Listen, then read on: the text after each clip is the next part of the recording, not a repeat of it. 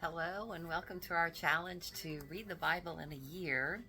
And this is the reading for January 21st.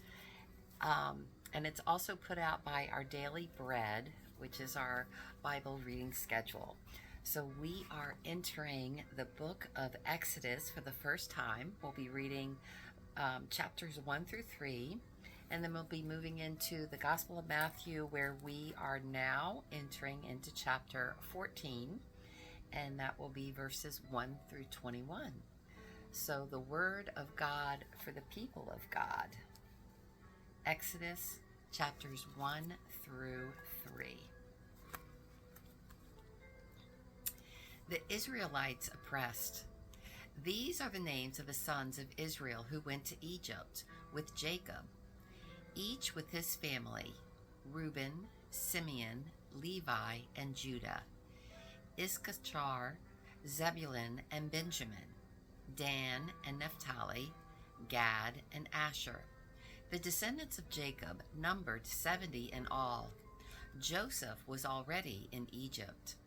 Now Joseph and all his brothers and all that generation died, but the Israelites were exceedingly fruitful. They multiplied greatly, increased in numbers, and became so numerous that the land was filled with them. Then a new king, to whom Joseph meant nothing, came to power in Egypt.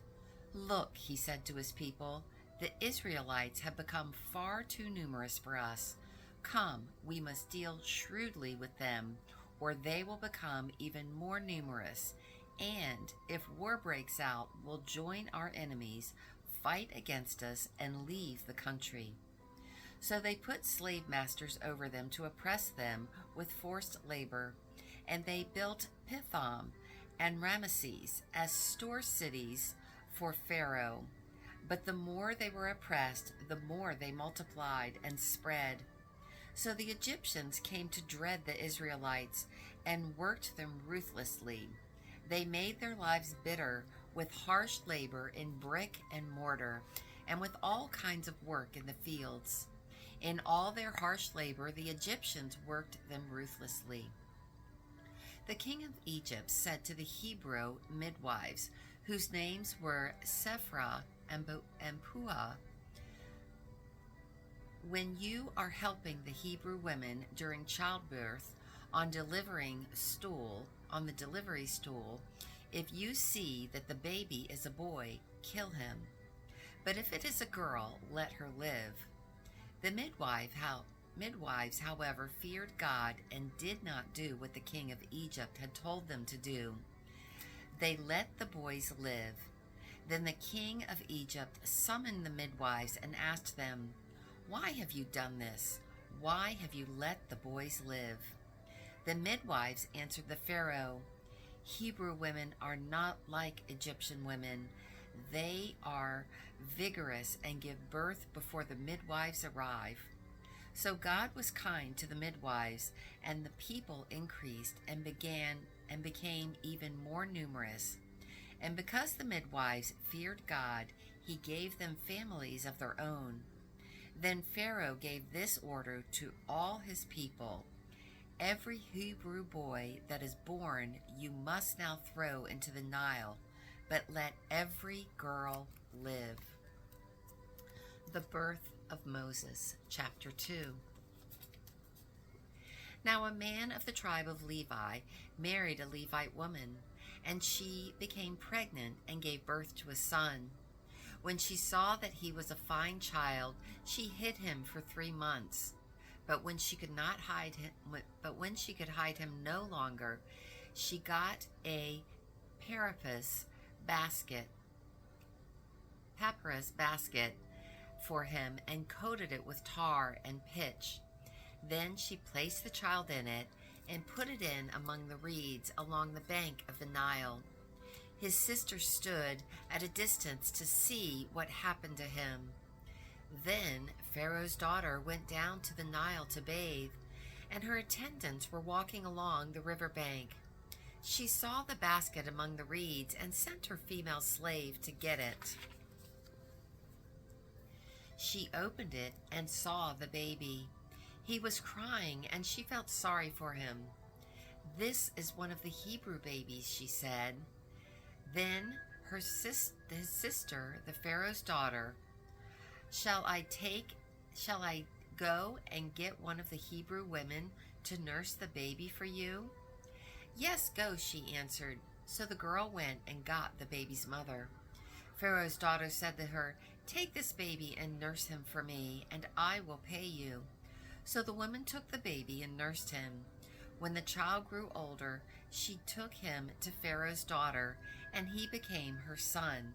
She named him Moses, saying, "I drew him out of the water." Moses flees Midian. One day after Moses had grown up, he went out to where his own people were and watched them at their hard labor. He saw an Egyptian beating a Hebrew, one of his own people. Looking this way and that, and seeing no one, he killed the Egyptian and hid him in the sand. The next day he went out and saw two Hebrews fighting. He asked the one, "What is wrong?"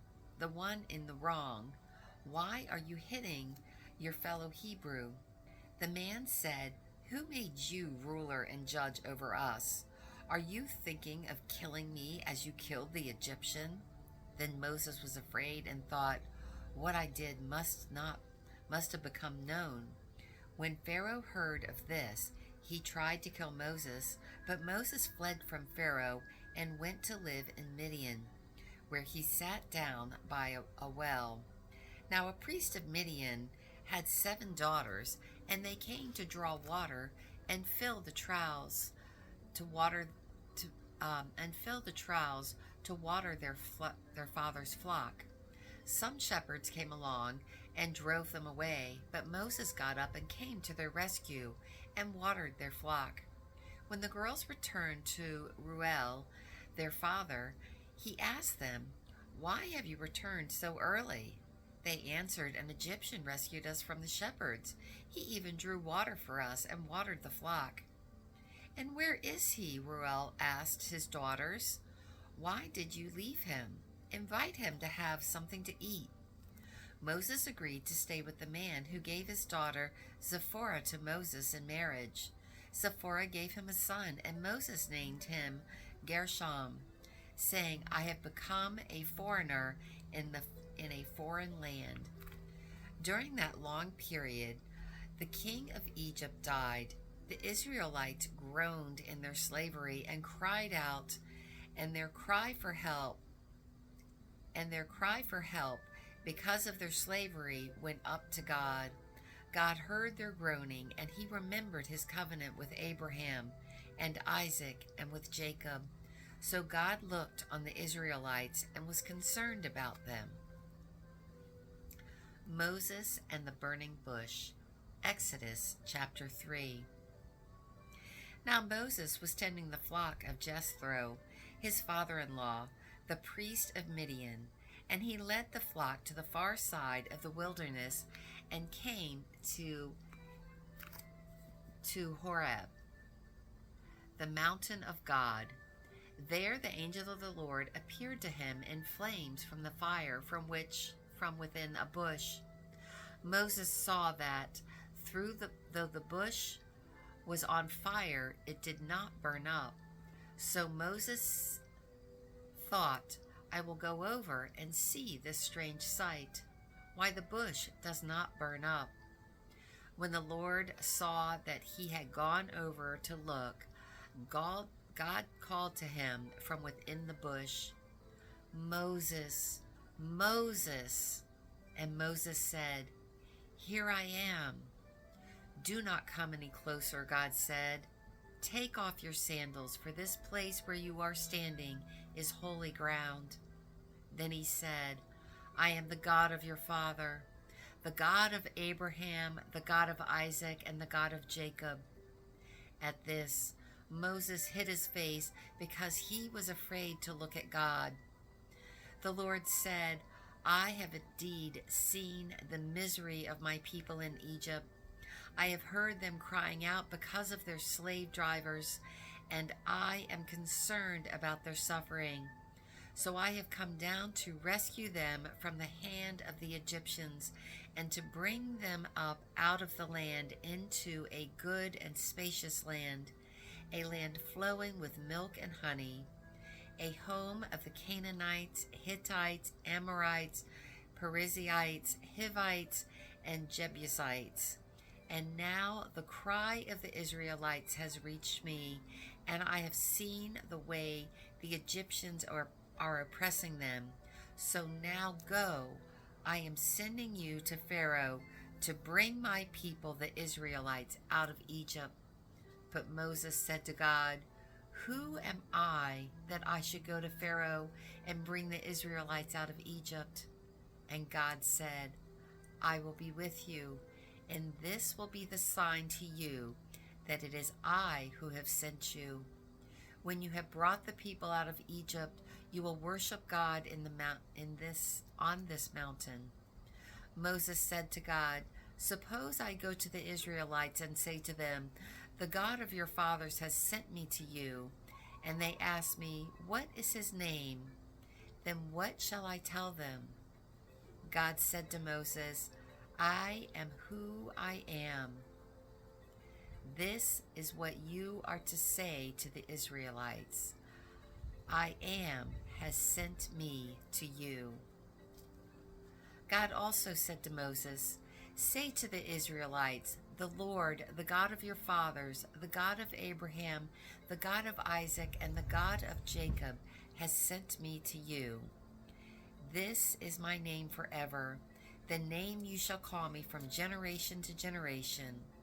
Go, assemble the elders of Israel, and say to them, the Lord, the God of your fathers, the God of Abraham, Isaac, and Jacob, appeared to me and said, I have watched over you and have seen what has been done to you in Egypt, and I have promised to bring you up out of your misery in Egypt into the land of Canaanites, Hittites, Amorites, Perizzites, Hivites, and Jebusites, a land flowing with milk and honey.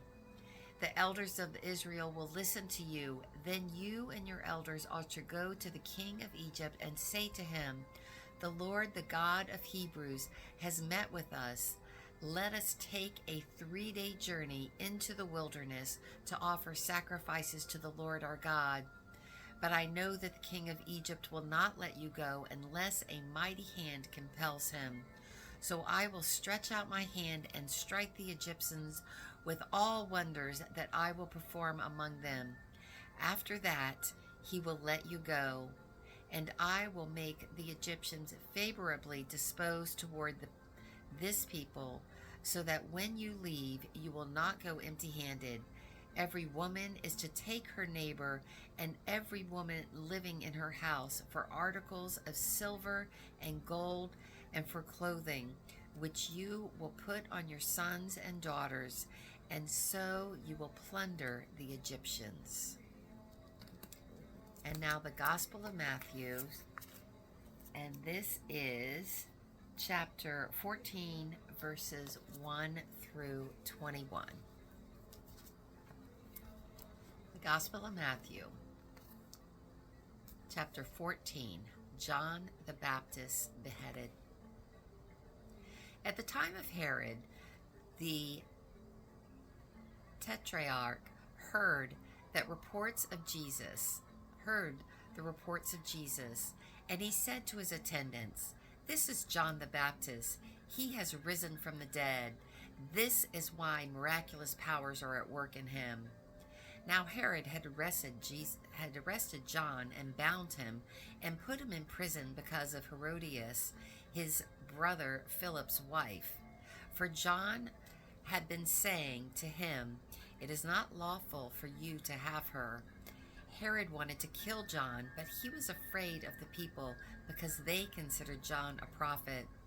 On Herod's birthday, the daughter of Herodias danced for his guest and pleased Herod so much that he promised with an oath to give her whatever she asked.